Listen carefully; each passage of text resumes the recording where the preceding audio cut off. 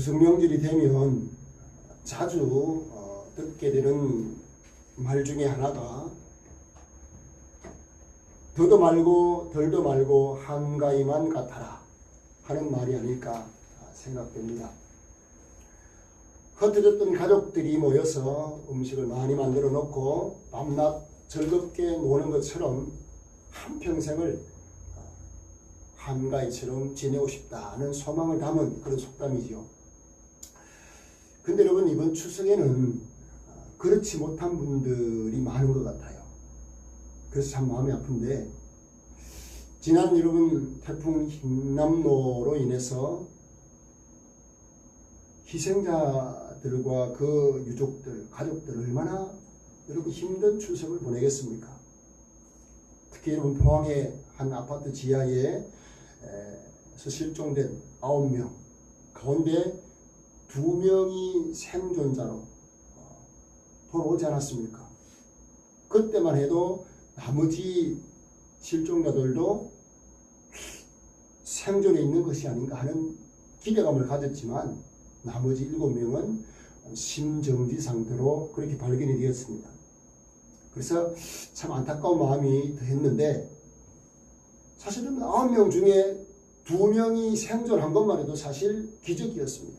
물이 꽉 찬 상황 속에서 에어포켓에서 그렇게 14시간, 15시간을 막 버티면서 그렇게 생존했기 때문에 기적 같은 그런 일이었지만, 우리 마음을 더 안타깝게 하는 것은 생존한 50대 여성, 그 여성과 그의 아들, 15살 난 아들과 생사가 갈렸다는 거예요. 그 소식이 전해지면서 참 저는 부모로서 마음이 찢어지는 그런 아픈 마음을 경험했습니다. 엄마 혼자 지하철 초당에 보내는 것을 그럴 수 없다고 따라 나섰던 그 15살 아들, 이 불어난 물 때문에 도무지 엄마는 아들이라도 살려야 되겠다는 마음으로 아들을 올려보내지 않습니까? 그때 그 아들이 엄마를 향해서 엄마 키워주셔서 고맙습니다, 그 말을 남기고 어머니와 이렇게 멀어졌는데 그 말이 끝이 되고 만 거죠. 나머지 희생자들 또한 이 다양한 사연들을 가진 분들이었는데 참 마음이 아파요. 지난 9일날 그분들에 대한 발인식이 이제 방송되는 것을 보았는데, 마지막에 그 15살 난 김군의 영정이 들어올 때 그의 어머니와 유족들, 장례식장이 완전히 우름바다가 되어버렸어요. 그리고 그 친구들 중학생 6명이 그 친구의 관을 운구를 하면서 마지막 보내는 장면을 보면서, 그리고 유족들이 막 슬퍼하는 모습을 보면서 제가 가장 먼저 떠올랐던 말씀이 오늘 본문이었어요. 그리고 오늘 본문을 읽으면서 하나님께서 앞으로도 계속 이 땅 가운데 사는 동안 이 험한 세상 속에서 살아가야 될 우리 모든 성도들에게 꼭 필요한 말씀을 주시는구나 하는 마음이 들었어요. 여러분, 오늘 본문을 보시면 오늘 본문에도 장례 행례를 따라가며 울고 있는 한 여인을 보게 됩니다. 그녀는 나인성이라고 하는 동네에 살고 있었어요. 아마 이 여인은 사랑하는 사람을 만나서 결혼을 하고 그리고 얼마 지나지 않아서 아들이 태어난 것 같아요. 그 아들이 재롱을 부리면서 자라나는 모습을 보며 얼마나 행복했겠습니까? 저도 돌아보면 그 아기 때, 지금도 좋지만 사실 그때만큼 좀 덜한 것 같아요. 그 아기 때 얼마나 아이들이 이쁘고 재롱을 피우면 얼마나 행복합니까? 그렇게 행복하게 살던 여인이었는데 어느 날 느닷없이 남편이 세상을 떠난 거예요. 오늘 성경을 읽어보면 복자만을 둔 것을 보면 아들이 태어나고 얼마 지나지 않아서 남편이 죽은 것이 아닌가, 그렇게 보여져요. 그러니까 하루아침에 과부가 되고 홀로 남아서 아들을 키워야 되는 그런 신세가 된 거예요. 여러분, 그 당시에 과부가 된다는 것, 이것은요 엄청난 시련과 극심한 가난에 시달려야 되고요. 그리고 앞으로 홀로 고독한 인생을 살아가야 되는 그런 처지가 되고 만 거예요. 그러니까 남편의 죽음 앞에서 얼마나 눈물을 많이 흘리면서 그렇게 하루하루를 보냈겠습니까? 그래도 여러분, 유일한 희망은 아들 아니었겠어요? 그 아들이 그래도 성장해가는 모습을 보면서, 그 아들을 보면서 고생을 이겨가며 그렇게 나날을 보내지 않았겠습니까? 오늘 성경을 보시면 예수님도 이 죽은 자를 향해서 청년아 라고 말하는 거 보니까 그 아들이 이제는 이 청년이 된 그런 나이가 되었으니까 그 아들에게 그런 기대가 얼마나 컸겠습니까? 홀로 어머니로서 남편 잃은 그 서러움을 견디며 살아왔는데, 그 아들이 그 아픔까지 다 씻어줄 거라고 생각했는데 그 아들조차 죽은 거예요. 그러니까 여러분, 그 여인은 얼마나 고통스럽고 얼마나 마음이 찢어졌겠습니까? 아마 눈물이 없을 정도로 울지 않았겠어요? 슬퍼하지 않았겠습니까? 동네 사람들도 이 아들의 죽은 소식을 듣고 많은 사람들이 모여서 이 여인의 집에 모여서 장례 준비를 아마 거들었을 거예요. 오늘 본문에 보면 많은 사람들이 장례 행렬에 있는 걸 보면 우리가 그것을 짐작할 수가 있죠. 입관 절차를 따라서 시체를 그렇게 마루에 눕히고, 그리고 가장 좋은 옷을 입히고 갈대로 만든 상자에 그 시체를 누워서 두 손을 모아놓지 않았겠습니까? 그리고는 당일날 바로 장례를 치는 겁니다. 오후 하루 더 보내지도 않고 오후 5시, 6시 정도, 하루가 지나기 전에, 그들은 여러분 6시가 지나면 하루가 지나는 거니까 그 전에 장례를 치르기 위해서 관을 메고 마을을 나서는 그 장례 행렬을 우리가 보게 되는 겁니다. 여러분, 그 당시 장례 행렬은 어땠는가 하면 관 앞에, 가장 맨 앞에 여자들을 앞세웠다는 거예요. 이유가 뭔가 하면 여자가 먼저 하나님의 명령을 어기고 죄를 범했기 때문에 이 세상에 여자들 때문에 죄가 들어왔다, 죽음이 들어왔다, 그것을 상징적으로 드러내기 위해서 여자들을 앞세웠다는 거예요. 그리고 남자들이 관을 메고 따라가는데 그 관을 맨 남자들 뒤에는 호곡꾼이라 그러죠. 대신 울어주는 호곡꾼들을 사서 대신 울게 만든 거죠. 곡을 하면서 그 뒤를 잇게 했는데, 여러분, 그 장례 행렬을, 그 장례 행렬이 동네를 지나서 이제 성문으로 빠져나가는 그런 상황이었습니다. 자, 그런데 그때 마침 예수님께서 많은 무리를 이끌고 나인성을 향해서 그러고 오고 계셨던 거죠. 여러분, 예수님이 성 가까이 왔을 때 마침 장례 행렬이 성문을 빠져나오고 있었어요. 자, 그 광경을 한번 상상을 해보십시오. 지금 하나님의 아들이 많은 군중을 데리고 나인성을 향해서 들어가고 계시고, 그리고 그 성문 입구에는 반대편에서 이 죽음의 행렬, 장례 행렬과 만나게 되는 거예요. 저는 이 장면을 상상을 하면서 이런 상상까지 해보았어요. 사탄과 생명의 주인 되신 우리 예수님과의 만남. 한 젊은이를 관에다 넣고 그 뒤를 잇는 장례 행례를 따르고 있는 수많은 사람들이 곡을 하면서 눌면서 오고 있는 그 장면 속에 의기양양하게 나오고 있는 사탄, 그 사탄과 누구의 만남입니까? 예수님과의 만남 아닙니까? 생명의 주관자 되시는 예수님과의 그 만남, 생명과 죽음의 대결 아니겠습니까? 여러분, 이런 상황 속에서 우리 예수님께서 어떻게 하셔야 되겠어요? 예수님은요, 그 장래 행렬을 속에서 그 과부에게 시선을 고정시키셨어요. 그 과부를 보시면서 오늘 13절에 보니까 그 과부를 보셨다고 말씀을 해요. 많은 사람들이 있었지만 특별히 슬픔 중에 있는, 아픔 중에 있는 그 과부를 보시고 어떻게 하셨다고 말씀해요? 불쌍히 여기셨다. 그렇게 말씀해요. 여러분, 예수님께서 이 땅에 계실 때 세상에서 슬픔을 당한 사람들, 그리고 고통을 당하는 사람들, 버림받은 사람들, 실패한 자들, 병든 자들, 그런 자들을 보실 때마다 예수님은 불쌍히 여기셨다는 그런 표현들이 성경에 기록이 되어 있어요. 그리고 마태복음 9장 36절에 보시면 예수님께서 무리들을 보시면서 민망히 여기셨다. 그렇게 기록된 장면이 있는데 이게 바로 불쌍히 여기셨다는 의미와 같은 단어를 사용하고 있는데 무슨 뜻인가 하면 창자가 끊어지는 그 같은 아픔을 느끼셨다는 거예요.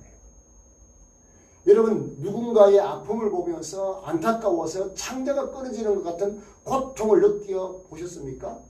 그게 불쌍히 여기는 거예요. 예수님께서 연약한 자들, 병든 자들, 귀신 들린 자들을 고칠 때마다 불쌍히 여기셨다는 그 표현, 창자가 끊어지는 아픔, 그 아픔을 예수님이 가지셨어요. 죄인된 우리를 보실 때 우리 예수님이 어떻게 하셨어요? 불쌍히 여기시면서 우리를 위해서 대신 죽어주신 거 아닙니까? 창자가 끊어지는 고통이 아니라 자기의 생명을 내놓는 그런 죽음을 마다하지 않으신 것이죠. 왜 예수님은 불쌍한 사람들을 보면, 죄인들을 보면 그렇게 창자가 끊어지는 고통을 느끼시는 그런 분이셨습니까? 예수님은 항상 마음속에 사랑이 넘치고 계셨기 때문에 그래요. 여러분, 이번 태풍 때 피해가 더 컸던 이유가 뭡니까? 만조. 물이 막 가득 차는, 막 밀려 나오는 그런 만조 때와 겹쳤기 때문 아닙니까? 여러분, 우리 예수님의 사랑은 만조와 같은 가득 차 있어요. 그래서 흘러 넘치는 거예요. 그래서 고통당하는 자를 주목을 하시면서 불쌍히 여기신 거예요. 여러분, 예수님은 그 과부의 상황 다 설명하지 않으셔도 그 과부가 지금 어떤 생각을 가지고 있고 어떤 마음을 가지고 있고 다 아시는 분 아닙니까? 그러니까 과부가 얼마나 슬퍼하는지, 그 과부의 마음이 얼마나 찢어지고 있는지, 얼마나 두려움 속에서 앞으로 어떻게 살아가야 되나 막막한 그 답답한 심정을 예수님께서 아시면서 다 아셨기에 불쌍히 여기셨다는 것이죠. 그러면서 예수님께서 그 과부에게 뭐라 말씀합니까? 오늘 본문을 보면 울지 말라. 여러분, 아들이 지금 하나밖에 없는 독자가 죽었어요. 과부에게는 전부인 그 독자가 죽었는데 예수님이 울지 말라 그래요. 여러분, 우리는 정말 극심한 슬픔을 당한 그런 사람들에게 울지 마라 라는 그 말은 사실 빈말일 때가 참 많아요. 그 아픔을 막 그대로 내 아픔처럼 여기면서 그렇게 위로하는 척하지만 사실 빈말일 때가 많잖아요. 아무것도 해줄 수 없잖아요. 근데 예수님은 울지 마라, 그 말씀 속에 그 말씀은 빈말이 아니었어요. 예수님께서 관에 손을 대시면서 그 관을 멈춰 세우시고는 뭐라 말씀합니까? 청년아, 내가 너에게 말하노니 일어나라. 청년아, 내가 너에게 말하노니 일어나라 라고 말씀하시니까, 자, 어떤 일이 일어납니까? 자, 오늘 본문 15절 한번 보세요. 죽었던 자가 일어나 앉고 말도 하거늘 예수께서 그를 어머니에게 주셨다. 그렇게 말씀해요. 여러분 이 상황을 한번 상상을 해보세요. 생명의 주관자가 되시는 하나님의 아들, 하나님이신 그분이 죽은 청년을 향해서 청년아 내가 너에게 말하노니 일어나라 라고 했을 때 그 청년은 어떻게 합니까? 관에서 나와서 일어서서 걷기도 하고 말도 하는, 다시 살게 되는 그 놀라운 역사를 이루신 것이죠. 그리고 그 아들을 그 과부에게 주시는 그런 예수님의 모습을 볼 수가 있습니다. 여러분 이 이야기가 사실은 슬픔이었지만 슬픔이 변하여서 예수님 안에서 얼마나 기쁜 그런 장면입니까? 여러분 오늘 이 말씀 속에 담긴 이 사건과 주님이 주시는 말씀, 이것이 우리에게 어떤 교훈을 주고 있을까요? 하나님께서 우리에게 주시는 메시지가 뭘까요? 예수님이 죽은 자를 살리신 이유, 그 이유가 뭐겠습니까? 죽음의 사자들이 걸어 나오는 그 현장에 생명의 주가 되시는 우리 주님이 그들을 만나셨을 때 그들을 살리셔야만 했지 않습니까? 예수님은 그런 기적을 일으킨 이유가 뭐겠습니까? 그것은요, 예수님께서 온 세상에 생명의 주인 되심을 우리에게 말씀하시는, 가르쳐주시는 그런 사건 아닙니까? 생명은 우리 예수님에게 달려있다.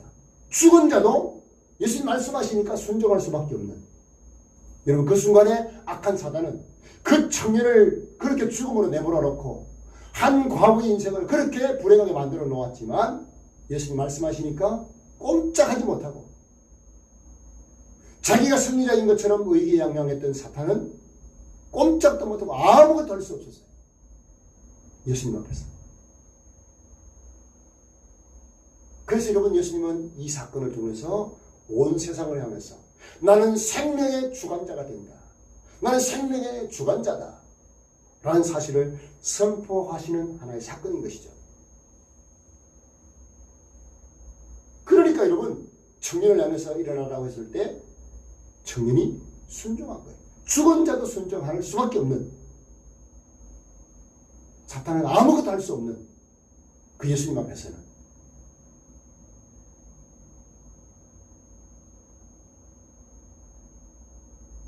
여러분 이 사실을 우리에게 말씀합니다. 예수님은 생명의 주인 되신다. 로마서 14장 9절에서요. 예수님은 죽은 자와 산 자의 주가 되신다고 선포하십니다. 계시록 1장 18절에서 예수님은 세세토록 살아있어 사망과 음부의 열쇠를 가지신 분이라 그렇게 말씀해요. 생명의 주관자라는 거죠. 그리고 우리가 너무너무 잘 아는 요한복음 11장 25절 26절 무슨 말씀입니까? 나사로를 살리신 이전에 나는 부활이요 생명이니 나는 부활이요 생명이니 나를 믿는 자는 죽어도 살 것이다. 여러분 분명히 말씀하지 않습니까? 나를 믿는 자는 영원히 살 것이다. 그러므로 여러분 예수 믿는 자에게는 죽음이라는 것이 없는 거예요. 오히려 여러분 죽음은 무엇입니까? 영원히 사는 생명으로 옮겨가는 한 과정일 뿐이에요. 저희 형제들이 이번 추석에는 고향을 찾지 않았어요. 부모님들이 다 천국으로 다 이사 가셨기 때문에. 여러분 죽음은 천국으로 가기 위한 영원한 생명을 얻기 위한 과정일 뿐이죠. 그래서 십자가에서 부활하신 예수님이 죽음을 다 정복하셨다는 사실, 이 사실 때문에 예수님이 스스로 누가복음 20장 38절에 이렇게 말씀하셨어요. 하나님은 죽은 자의 하나님이 아니요 살아있는 자의 하나님이시라. 하나님에게는 모든 사람이 살아있느니라. 하나님은 살아있는 자의 하나님이라는 거예요. 그러니까 성경의 인물들 아브라함도 이삭도 야곱도 다 살아있어요 지금. 하나님은 그런 살아있는 자들의 하나님이시지 죽은 자의 하나님이 아니시다. 우리 예수님도 여러분 영원히 살고 계시고 우리 또한 영원히 사는 하나님 자녀로 살게 되는 거죠. 그래서 여러분 하나님은 살아있는 자의 하나님이시다 라고 말씀하시는 거예요. 여러분 포항의 그 50대 생존자의 그 아들의 장례를 내가 주목한 이유는 그 장례식에 보니까요 포항 무슨 교회 건조 화환이 딱 와 있더라고. 교회 다니는 분이셨어요. 그분이 뭐 권사님인지 뭐 집사님인지는 알 수 없겠지만 믿음의 사람이었어요. 그러면 여러분 그 아들이 믿음을 가진 아들이었다면 그 아들은 죽었지만 살아있는 거예요. 영원히 사는 천국으로 이사간 거예요. 이 사실을 여러분 우리가 받아들이면 죽음조차도 우리에겐 더 이상 큰 슬픔이 아닌 거예요. 그래서 여러분 죽은 자를 예수님께서 어떻게 부르셨습니까? 잔다. 죽은 것이 아니라 잔다라고 표현하시는 거예요. 깨어날 것을 전제해서 잔다고 말하죠. 영원한 생명에 쌓여서 하나님 앞에서 하나님 안에서 영원히 사는 존재. 그게 여러분 저와 여러분인 것입니다. 할렐루야. 네? 우리가 분명한 것은 언젠가 우리 모두도 그곳으로 다 가게 되어 있어요. 죽게 되어 있다는 거예요. 그러므로 여러분 예수님의 생명의 주인 되심을 우리가 선언하는 이 말씀을 통하여서 우리가 예수님께 소망을 두어야 할 이유를 발견하셔야 됩니다. 오직 예수님께만 소망을 두어야 될 그런 이유가 여기에 있구나 깨달아야 된다는 것입니다. 여러분 아직까지 예수님을 믿지 않는 그런 사람들이 많아요. 예수님에서 알지만 생명의 주인 되신 예수님, 그 예수님을 믿지 않는 사람들이 많아요. 남은 인생을 죽음의 문제를 어떻게 해결하지 않고 평안한 가운데 살 수 있겠어요? 한번 생각을 해보면 죽음의 문제를 예수님 안에서 해결한 자들은 죽음이 두렵지 않은 거죠. 전혀 두렵지 않은 거예요. 그 문제를 해결하지 않은 채 여러분 인생을 살아간다? 어떻게 마음 놓고 살 수 있겠어요? 불안해서. 예수님을 믿을 수 있기를 바랍니다. 예수님을 영접하셔야 돼요. 오늘 여러분 이 자리에 예배드리는 성도들 가운데서도 영상으로 예배드리는 성도들 가운데서도 예수님이 믿어지지 않는 분들 계신다면 여러분 생명의 주인 되신 예수님을 영접하시고 믿으셔야 됩니다. 그래 여러분 죽음의 문제가 해결되는 거죠. 그럴 때 여러분 어떤 어려움과 어떤 질병 앞에서도 두렵지 않은 거예요. 우리 주님은 분명히 말씀합니다. 산 자와 죽은 자의 주가 되시는 주님 앞에 우리의 인생을 맡기실 때 이런 맡길 때 우리의 인생이 얼마나 평안한 인생이 됩니까? 죽음을 정복한 그런 인생이 되기 때문에 여기에 여러분 우리가 예수님께 소망을 두어야 될 이유가 있다는 사실을 여러분 기억하시기를 바랍니다. 자, 그런가 하면 여러분 오늘 본문을 보시면 예수님께서 생명의 주인 되시는 분이심을 우리에게 가르쳐 주실 뿐만 아니고 그 예수님이 현실적으로 우리가 어려움을 당할 때 예수님께서 우리를 향해서 어떤 자세를 가지고 계신지를 우리가 알 수가 있어요. 지금 울고 슬퍼하고 있는 과부를 주님이 보시면서 불쌍히 여기셨다 그랬어요. 지금 여러분 우리가 어려움을 당할 때 힘든 상황에 놓일 때 우리 주님 우리를 보시고 계신다는 거예요. 주님이 우리를 보고 계신다는 거예요. 지난주에도 말씀드렸지만요. 우리 인생은 어떻습니까? 형통한 날이 있는가 하면 곤고한 날이 있어요. 이 둘이 항상 병행하도록 같이 형통한 날도 있고 곤고한 날도 있고 곤고하다가도 형통하게 되고 형통하다가 곤고하게 되고 이게 병행되는 그런 인생을 하나님 그렇게 하셨다고 말씀하셨잖아요. 그래서 우리 인생을 뭐라 그럽니까? 고통스러운 바다와 같다. 그래서 고해라 그러잖아요. 고통이 넘치는 바다와 같은 그런 인생을 우리가 살아가고 있지 않습니까? 그래서 여러분 이 세상 구석구석을 한번 보세요. 아무리 부유한 사람들도요 다 아픔을 가지고 있고요. 슬픔을 가지고 있어요. 다 문제를 안고 있어요. 아무리 평안한 삶을 사는 것처럼 보여도 내면에 들어가면 다 고통을 안고 있더라는 거예요.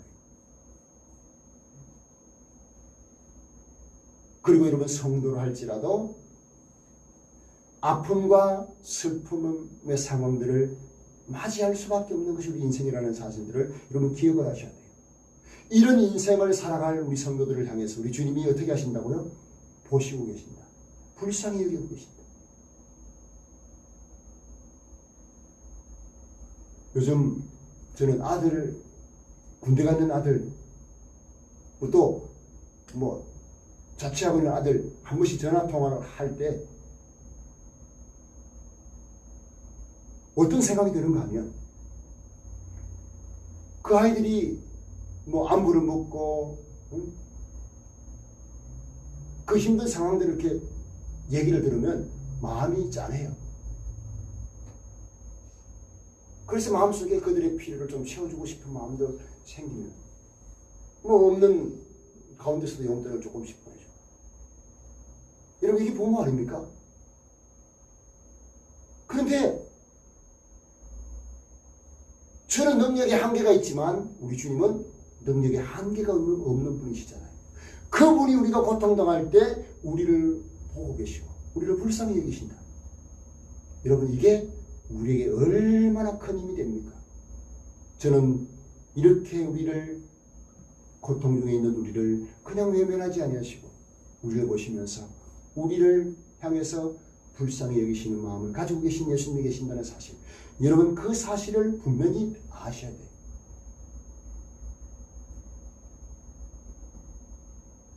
때로는 여러분 우리가 눈물을 남 모르게 눈물을 흘릴 때도 있잖아요. 몇 주 전에 여러분 교회 등록한 영원히 형제, 그 영원히 형제는 누군가의 소개를 받고 처음으로 우리 교회에 나와서 예배를 드리는데 자기도 모르게 주체할 수 없는 눈물 때문에 견딜 수가 없더라는 거예요. 도대체 왜 그런지 모르겠다는 거예요. 그리고 교회만 왔다 가면 마음이 그렇게 평안하고 그렇게 좋다는 거예요. 그러니까 자기도 좀 당황하는 표정이었어요. 자네들 딸 셋 두고 한 가정이 가장인데 교회 오니까 막 눈물이 흐르고 그러니까 자기가 막 좀 부끄러웠던가 봐요. 그래서 그거 전혀 그런 거 아니다. 여러분 우는 것이 전혀 부끄러운 것이 아니에요. 오히려 여러분 우리 주님은 우는 자들을 향해서 주목하고 계신다는 사실이에요. 여러분 우리가 잘 아는 다윗, 그 다윗이요 하나님 앞에 어떤 기도를 드리는가 하면 하나님 주의 눈물병에 내 눈물을 담아 주옵소서. 왜 이런 기도를 드리는가 하면 다윗은요 젊은 나이에 10년이 넘도록 사울 왕이 자기를 죽이려고 하니까 도망다니는 그런 신세 아니었습니까? 여러분 왕이 군사를 조직해서 이 다윗을 잡아서 죽이려고 하는 그런 상황, 쫓겨다니는 상황, 그런 신세, 그 얼마나 힘들었겠어요. 고통은 말해도 알 수 없는 그런 나라를 보내지 않았겠어요? 그러니까 다윗이 하나님 앞에, 하나님은 자기의 눈물을 보시고 자기의 눈물을 주의 병에 담아 주옵소서. 여러분 그렇게 기도한다는 것은 다윗은 어떤 마음을 가지고 있었습니까? 자기의 눈물을 하나님이 외면하지 않으신다는 것을 다윗은 믿고 있었던 거예요. 나의 눈물을 하나님은 잊지 않으신다. 나의 눈물을 보시고 하나님이 나를 인도해 주실 것이다. 그 기대감을 가지고 기도하는 거죠. 그리고 난 이후 여러분 어떻게 됩니까? 그런 고통과 그런 힘든 상황들 뒤에 하나님께서 다윗을 참 춤추게 하시는 그런 장면을 우리가 보지 않습니까? 어린아이가 여러분 닭똥 같은 눈물을 툭툭 흘리면서 애절하게 여러분 뭔가를 호소하면 그거를 안 들어줄 부모가 어디 있어요? 볼 때마다 눈물을 뚝뚝 흘리면서 응? 요구하면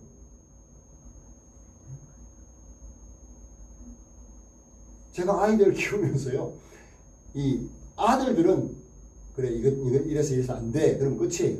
더 이상 잘 요구도 안 해요. 근데 막내는 들어줄 때까지 와서 막 얘기를 하는 거예요.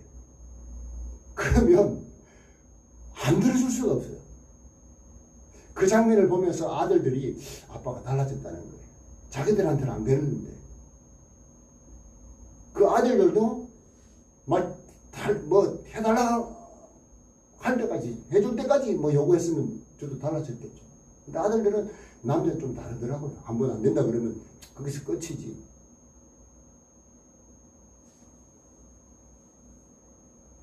이게 뭡니까? 마음을 움직이는 거예요. 안 들어주면 도대체 안 되겠다. 아우, 이제 귀찮아서라도 내가 들어줘야 되겠다. 이래 되는 거죠. 근데 여러분, 우리 주님은 우리를 얼마나 사랑하십니까?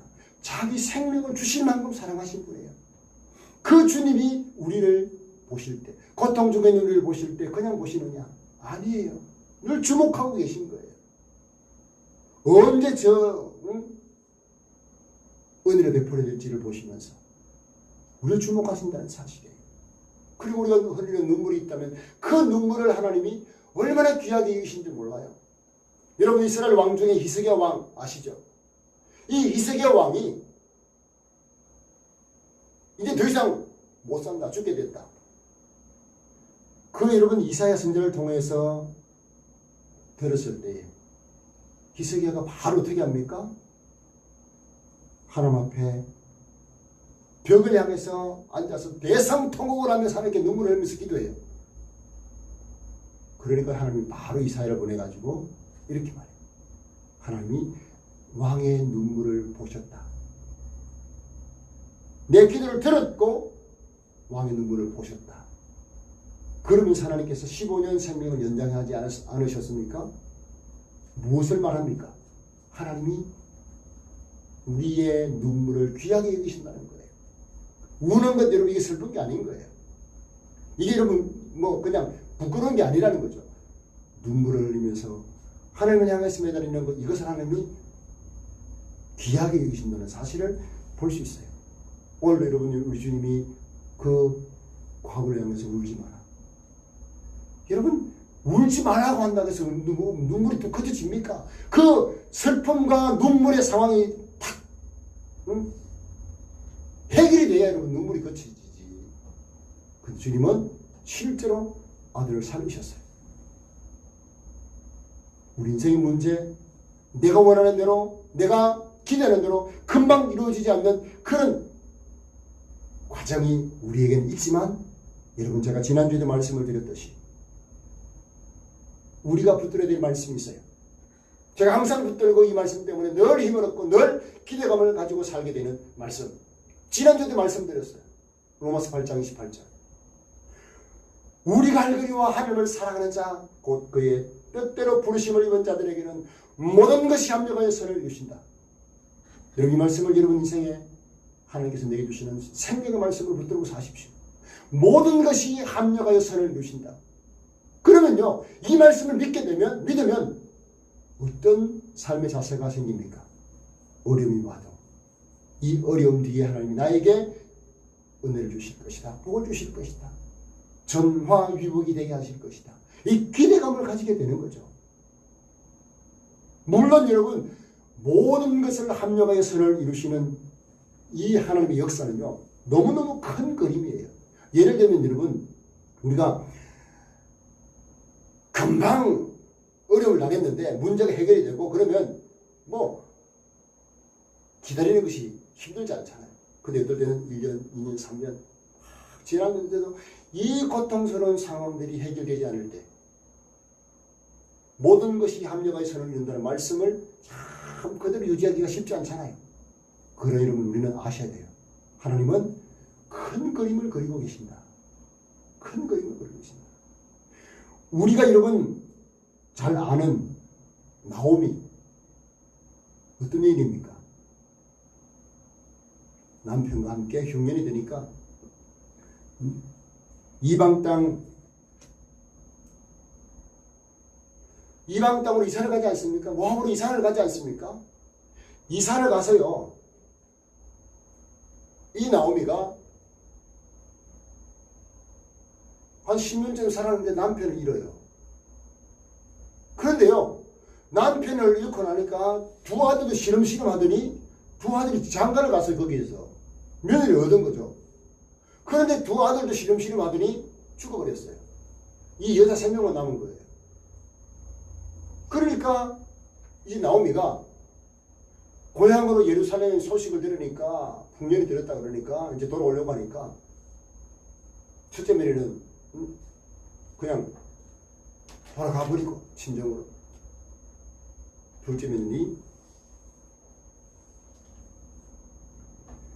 둘째 며느리와 함께 이러면 집에 돌아오지 않습니까? 고향으로 돌아오지 않습니까? 그런데 자부룻과 함께 돌아온 이후에 어떤 일이 일어납니까? 여러분, 나오미는요, 남편 잃었죠. 두 아들 잃었죠. 그 상황에서 여러분, 둘째 며느리 데리고 고향으로 돌아온다. 얼마나 부끄러운 일이겠습니까? 그러니까 하나님이 합력의 선을 이룬다는 것은 나오미는요, 알 수가 없는 거예요. 고통 그 자체 속에서 그냥 흐드기는 그런 나날이 아니었겠는가. 자, 그런데 여러분, 어떻게 됩니까? 그의 며느리 룻을 통해서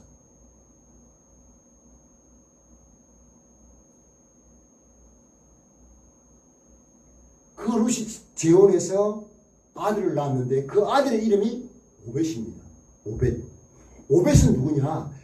다윗 왕의 할아버지예요. 이게 무슨 말이에요? 나오미의 그 혈통에서 누가 나온 겁니까? 다윗 왕의 할아버지가 나왔고, 다윗 왕의 후손에서 누가 나와요? 예수 그리스도가 태어나신 거예요. 나오미는 이 큰 그림을 알았을까요? 몰랐을까요? 전혀 몰랐어요. 그런데 하나님이 남편 잃고 두 아들 잃고 그리고 룻을 데리고 돌아온 그 나오미에게서 합력의 선을 이루시는 그 큰 그림을 나오미는 몰랐지만 훗날 보니까 그것이 무엇입니까? 예수 그리스도의 혈통의 조상이 되는 그런 놀라운 역사를 하나님이 이루시는 것을 여러분 보게 되는 것입니다. 이게 여러분 합력의 선을 이루시는 큰 그림이에요. 저나 여러분이나 이 힘든 상황들, 여러분 태풍의 피해를 입은 그분들만 그런 고통스러운 상황을 만날까요? 우리들도 얼마든지 만날 수 있어요.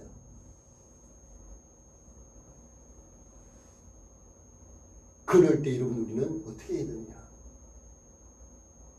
나의 슬픔과 나의 눈물을 보시는 주님이 나를 불쌍히 여기시고 모든 것이 합력의 선을 이루실 것이다. 그 기대감을 가지고 우리가 살아가는 것이죠.